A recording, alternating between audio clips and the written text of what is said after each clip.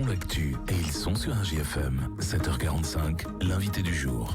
On parle handball ce matin avec notre invité, le président de l'EDSM Handball, Amor Adjab. Bonjour. Bonjour. Merci d'être avec nous ce matin. Si vous voulez voir un match de sport et être au chaud ce samedi, ça se passera du côté du gymnase Dunlop. 19h pour l'équipe première face au Pays de l'Arbrel, et il y a l'équipe réserve qui jouera après. La première qui joue en levée de rideau de la réserve, oui, c'est assez rare ça. Non, c'est pas assez rare. C'est on a programmé, en fait, c'est qu'on avait reçu le calendrier de l'équipe 1 avant le calendrier de l'équipe 2. Donc on avait programmé le match à 19h. Donc au grand bonheur de Pays de l'Arbrel qui va pouvoir rentrer plus tôt. Alors Pays de l'Arbrel, on va faire un peu de géographie, c'est dans le Rhône. C'est ça. Ouais. Bassin lyonnais élargi, en gros. C'est une équipe qui est deuxième de cette poule, qui lutte avec Rion pour la montée, pour la première place. C'est un gros morceau pour finir l'année pour l'équipe première. Oui, c'est un très gros morceau. On va essayer de l'ingurgiter et pas avoir d'indigestion là, parce que la semaine dernière on a été sur Lyon aussi, on a pris une petite fessée. Et puis du coup, cette fois-ci, on va essayer de quand même garder le cap contre Pays de l'Arbrel malgré qu'ils soient deuxième. Donc on verra bien. Ils sont de toute façon tout le pays de Rhône et puis le bassin forésien, ils sont beaucoup plus forts que nous. Donc on va essayer de lutter. L'équipe première cette année a beaucoup de difficultés du fait de la composition justement de la poule. Ouais. Alors 9e sur 12. Ouais. Donc 9e sur 12, on va recevoir le deuxième. Ça va être compliqué, mais je pense que pour cette année, on va courber les chines. Et puis, on va essayer de laisser, malheureusement, encore 3 Auvergnats derrière nous. Alors c'est ça, effectivement. Alors le constat, on le fait avec des dirigeants de clubs de foot qui vivent exactement la même chose. Donc on est en poule d'excellence masculine, et c'est vrai qu'il y a peu de clubs auvergnats au final. J'ai vu Rion, qui est en tête. Derrière, en revanche, c'est plus compliqué avec Murat, notamment par exemple dans le Cantal. On a Murat qui est derrière, Vichy qui est derrière nous, et Pays, en fait c'est le Puy quoi. Ouais. Donc le Puy qui est derrière nous aussi, qui sont en décadence aussi, pareil. Malheureusement, c'est que on fait un constat alarmant que le handball auvergnat, il est en train de se déliter. À part Rion, en fait, ils arrivent à recruter parce qu'ils sont dans l'agglomération de Clermont. Donc il y a un ancien qui est de chez nous, qui est chez eux, Maxime Meglia, qui a joué en N1, N2. Donc du coup, c'est un plus pour eux. Et nous, on n'arrive pas à attirer. On n'arrive pas à attirer de joueurs qui puissent nous faire tenir le haut du pavé. Et malheureusement, dès que les moins de 18 ont fini leur formation, ils s'en vont. Sportive et intellectuelle, on va dire, ils s'en vont sur Clermont, au plus près. Et après, ça va sur Lyon, sur Bordeaux, sur Paris. Donc voilà, pour les études. Donc c'est un peu le constat. C'est difficile de changer cette dynamique-là. C'est compliqué. On le voit dans d'autres sports, effectivement, mais c'est très compliqué, surtout quand on n'a pas beaucoup de finances. Donc il faut payer ou défrayer certains joueurs ou autres, ce qui pourrait créer des distensions dans l'effectif.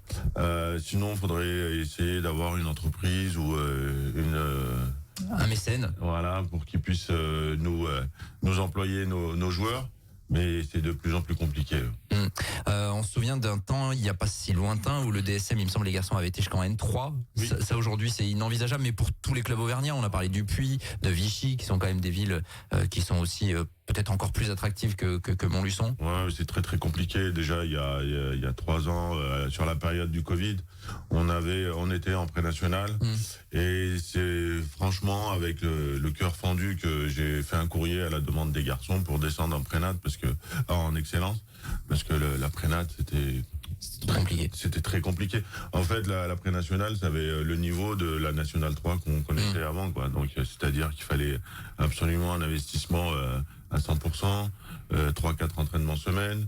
Les déplacements, c'est pareil. Donc il y avait une formule où on devait jouer de notre côté, donc sur l'ouest, et puis après ils mélangeaient, et on pouvait aller jusqu'à Grenoble ou Chambéry. Ouais, c'est compliqué. Voilà, c'était compliqué pour les gars, pour qu'ils puissent s'absenter le week-end. Donc Mais bon. J'imagine qu'en termes de coût, là aussi, quand je vois les pays, enfin les équipes que vous allez affronter, Vaux-en-Velin, Lyon, là le pays de l'Arbrel, Feur. Alors bon, Feur, c'est vers Saint-Etienne, c'est un peu plus près, mais ça fait quand même des frais de déplacement pour le niveau excellence qui sont assez énormes. Oui, bien sûr. C'est de plus en plus la note augmente. Il y a le carburant aussi qui augmente. Bien sûr. C'est un budget pour jouer maintenant en excellence, et puis surtout avec la région Aura. Oui, ça a changé la donne. Ça change la donne depuis le début.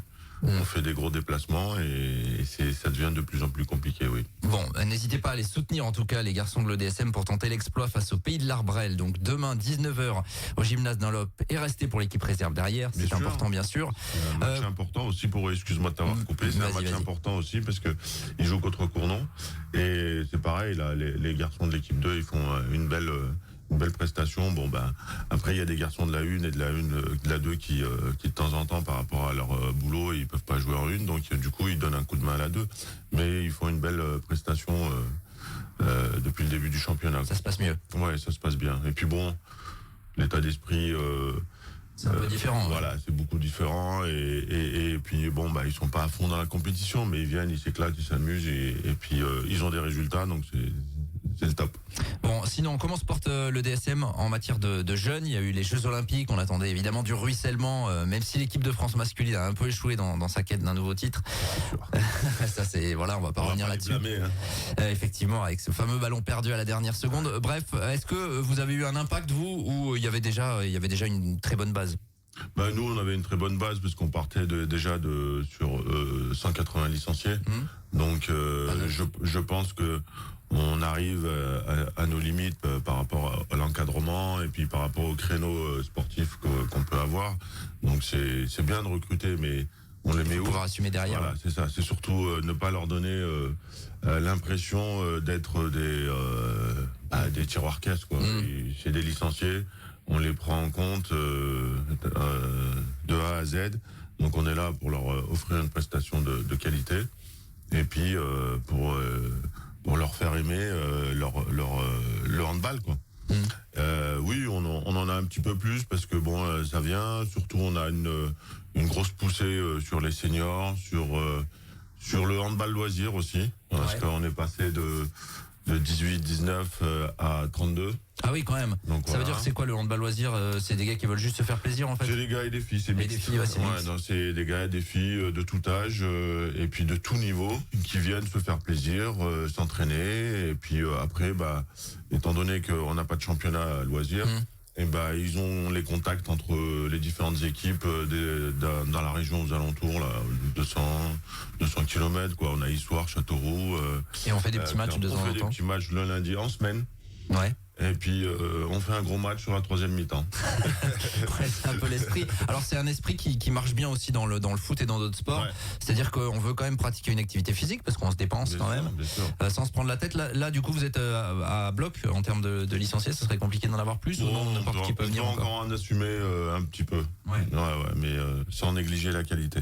Ça, c'est vraiment l'explosion, entre guillemets. Sinon, tu parlais tout à l'heure des moins de 18, notamment, qui partent ensuite pour leurs études. Dans ces catégories-là, ados, vous arrivez encore à les fidéliser? Bien sûr, du monde. Bien sûr. Ouais. On a 2 équipes en moins de 18, donc elles se comportent bien. Bon, l'équipe A a pas rempli l'objectif de se qualifier en championnat excellence. C'est pas grave. Ils vont continuer à se former pour la saison prochaine. L'équipe B, elle a des très bons résultats aussi, pareil, à un niveau en dessous. Les moins de 15, grosse satisfaction des moins de 15. On s'attendait pas qu'ils se qualifient au championnat excellence. Donc ils sont dans les 2 premiers. Donc une très très bonne équipe de jeunes. Un super état d'esprit. C'est des jeunes qui suivent depuis 4-5 ans. Et franchement, l'osmose est super. J'ai plus vibré en regardant les matchs de moins de 15 que d'autres matchs. Donc, les gamins sont à fond. Et c'est un super état d'esprit. Après, moins de 13, on fait monter des moins de 11 pour fournir un peu en moins de 13 et ainsi de suite, quoi. Donc, voilà, ils sont vraiment en apprentissage. Moins de 9 et moins de 11. Bon bah ça c'est des catégories où on apprend le handball, on vient pour le plaisir et ainsi de suite quoi. Mais il y a quand même quelques petites pépites qui sont en train de se former. Ouais. Un petit mot en 30 secondes sur le baby hand que vous proposez toujours à partir de quel âge? Voilà, justement le baby hand à partir de 3 ans. 3-6 ans. Donc le baby hand justement il est un peu en berne ces temps-ci. On est à 3 licenciés. Ah oui, c'est pas suffisant. C'est dommage parce que bon, je pense que c'est un bon premier pas de motricité pour les jeunes. C'est le dimanche matin, donc peut-être que ça peut arrêter certains parents. Mais s'ils viennent, ils feront de la motricité, ils viendront. Après, ils vont venir manger et les parents pourront faire la sieste avec leur enfant aussi. Donc il n'y a pas de souci. C'est le programme du dimanche. On les accueille à bras ouverts. Bon, en tout cas, le message est passé. Si vous avez des enfants de 3 à 6 ans qui souhaitent se mettre au hand, ça se passe donc le dimanche matin. N'hésitez pas à vous rapprocher de l'EDSM. Et puis donc, à l'autre bout de l'échelle, il y a les grands qui jouent ce samedi, on le rappelle, demain, 19h, au gymnase Dunlop face au pays de l'Arbrel. Il y a besoin de points pour assurer le maintien. Merci à Morajab. Merci bonne trêve, évidemment, Merci. parce que c'est le dernier match de l'année. On suivra tout cela en deuxième partie de saison dans les mois qui viennent. 7h55, on est en direct et on revient dans quelques minutes. Tous les matins, 7h45, l'invité du jour en direct sur RJFM. Retrouvez l'invité du jour en podcast sur rjfm.net et l'appli RJFM, mais aussi en replay vidéo sur YouTube et Facebook. RJFM.